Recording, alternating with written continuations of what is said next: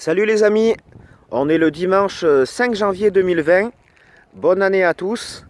Et je vais vous faire une petite vidéo pour vous faire le bilan de la saison 2019 et pour vous parler un petit peu de l'hivernage du potager.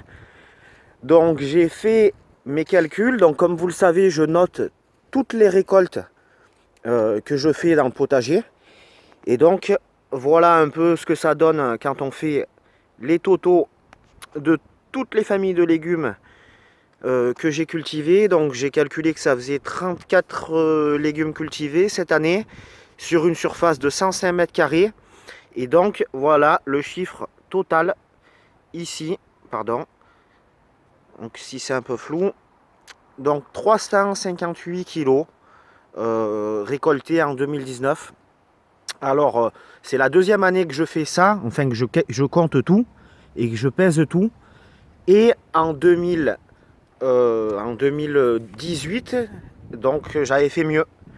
J'avais fait 383 kilos sur une un peu plus petite surface parce que là j'avais pas la planche du fond où c'était des fraisiers. Donc sur seulement 99 mètres carrés en 2018, j'avais sorti 383 kilos de légumes. Et en 2019, 358 kilos sur 105 mètres carrés. Voilà.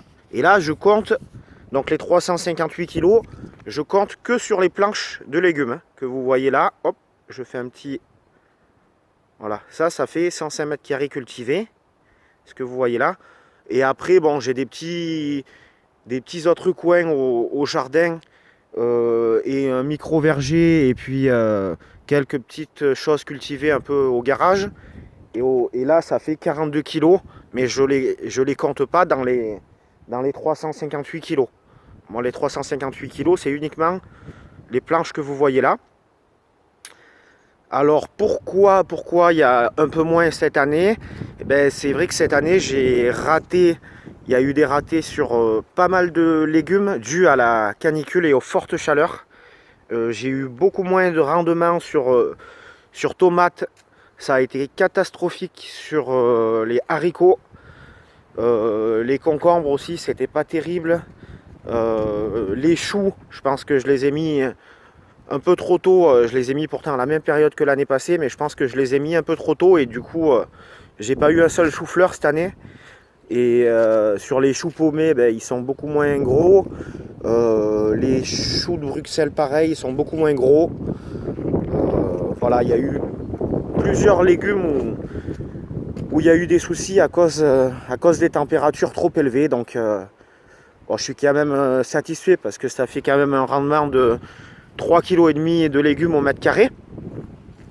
Et donc ça vous donne une idée quand même, une idée de ce qu'on peut arriver à produire sur un potager complètement naturel, sur sol vivant. Puisque, comme je vous le rappelle, mais j'utilise que des choses naturelles au niveau de l'engrais et des amendements, hein, du fumier de cheval, des feuilles mortes et de l'urine. Donc les trois choses, je les ai gratuitement et c'est naturel. Donc pour vous montrer un peu au niveau de l'hivernage, donc là il n'y a pratiquement plus aucun travail à faire au potager, puisque c'est le repos avant le début de la saison prochaine. Donc il reste encore quelques cultures, comme vous l'avez vu là, de choux, ça c'est des cardons, un peu des épinards, un peu de la mâche, un peu des poireaux.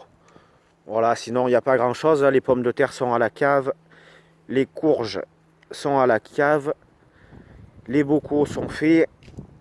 Mais sinon, après au jardin, c'est plus, on va dire, des planches qui sont en repos et surtout bien amendées et bien paillées. Donc, comme vous pouvez le voir, le sol est toujours couvert, surtout en hiver, hein, j'ai envie de dire. Donc là, vous voyez, j'ai mis une bonne couche de fumier et voire même sur certaines planches, j'ai rajouté encore une couche de feuilles mortes. Voilà, ça c'est de la bourrache qui s'est semée toute seule. Je ne l'avais pas plantée là, celle-là. Et comme vous le voyez, on est le 5 janvier, il y a encore des fleurs. Ça me fait quand même halluciner. Je pensais qu'elles auraient crevé avec le gel. Ben non, même pas. Elles sont toujours là. Donc s'il y a quelques petites abeilles qui veulent un peu de miel, un peu de nectar, il y a quelques fleurs encore. Voilà les planches en hivernage. Donc fumier, feuilles mortes. Donc cette année, c'est la première année que je ne vais pas chercher des feuilles mortes à l'extérieur du terrain. Je suis assez satisfait parce que mon arbre qui se trouve ici, là, le grand mûrier platane, ben, encore grandi cette année. Et du coup, j'ai été autonome en feuilles mortes cette année. Pas eu besoin d'aller en chercher à l'extérieur.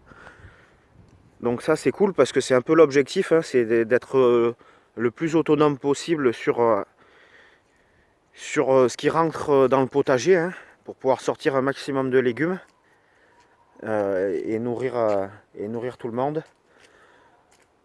Voilà, je vais vous faire un peu le tour de l'entrée du jardin. Donc c'est un peu morose, hein, parce que bon, on n'est pas au printemps, on est en plein hiver, mais bon. Là on voit les topinambours, voilà ce que ça donne une fois que la tige est morte et a séché. Donc ça c'est très bien pour allumer le barbecue ou la cheminée, c'est super. Ou alors on peut le couper et le laisser au sol. Ça fait du carbone dans le sol, c'est très bon. Voilà, la sauge qui est toujours en feuilles, bien sûr. Les verveines qui ont perdu la majorité de leurs feuilles. Encore de la bourrache qui est magnifique. Voilà, s'il y en a qui en veulent, hein, faites-moi signe. N'hésitez pas. C'est cadeau, c'est donné. Hop, voilà les planches qui font 17 mètres de long par 75 cm de large. Les passe-pieds au milieu pour pouvoir passer à n'importe quel moment, même quand il pleut, même voilà. Et là, les 9 planches de 8 mètres de long, toujours 75 cm de large, toujours des passe-pieds de 40 cm, la taille de la tondeuse. Et donc du coup, c'est vrai que en travaillant comme ça, l'avantage aussi, un des avantages, c'est que même quand il a beaucoup plu, ben, je peux accéder à toutes mes planches de légumes. Contrairement, ben, voilà, j'ai des voisins qui labourent leur terre de partout et du coup dès qu'il pleut, ben, c'est de la gouillasse, c'est de la gadoue. Et du coup ils peuvent absolument pas accéder à leur jardin à moins de s'enfoncer de 20 cm dans la terre. Du coup ça fait du tassage du sol, c'est pas bon du tout. Moi j'ai absolument pas ce souci là parce que du coup toute l'eau est absorbée. La terre est tellement vivante, tellement meuble, tellement aérée que toute l'eau est absorbée, que ce soit au niveau des planches de légumes ou au niveau des passe-pieds. Voilà, un petit point sur les boutures avant de clôturer la vidéo. Donc là vous avez les boutures qui ma foi ont l'air de pas trop mal se porter. Mais bon, avec le gel je me faisais un peu du souci. Donc j'ai fait un petit test et l'autre partie des boutures, je les ai mis à l'abri dans cet abri là. Hop, comme vous voyez là, une planche en bois avec des vitres dessus. Et donc là, les romarins, verveines, sauges, je pense subiront moins le froid de l'hiver. Donc là, ici c'est fermé avec celle-là. C'est complètement fermé et du coup, c'est vrai que ça subit moins le gel. La petite poule qui vous fait coucou. Donc elle est toute seule.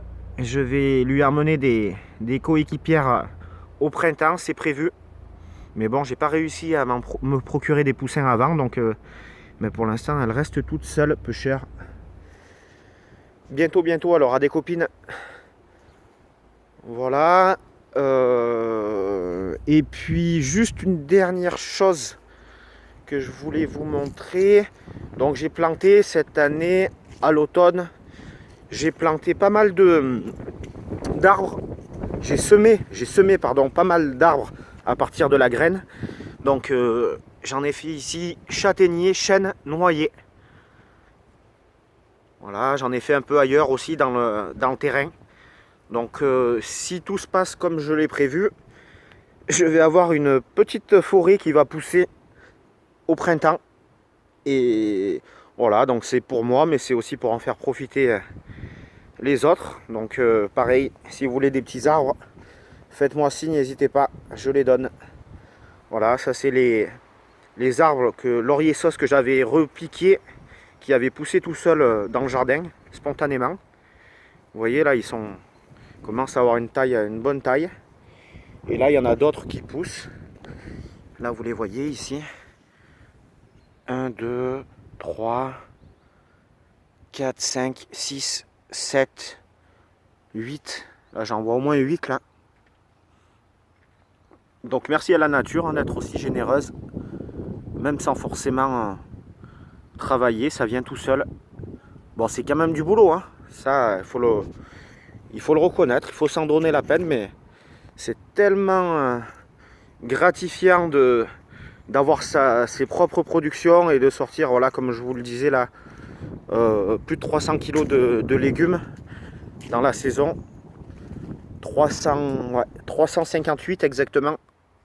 Enfin 359. Donc voilà. Bon ben pour les prochaines vidéos, ben, je pense que on va attendre la reprise vraiment du potager, je pense en mars, où là ça reprend dur. Sinon je pense que j'ai prévu en février de semer les premiers petits pois et les premières fèves. Mais sinon après le gros du travail de semis et de repiquage, ça va commencer en mars, avril, mai. Voilà les amis, bon dimanche à tous, à bientôt.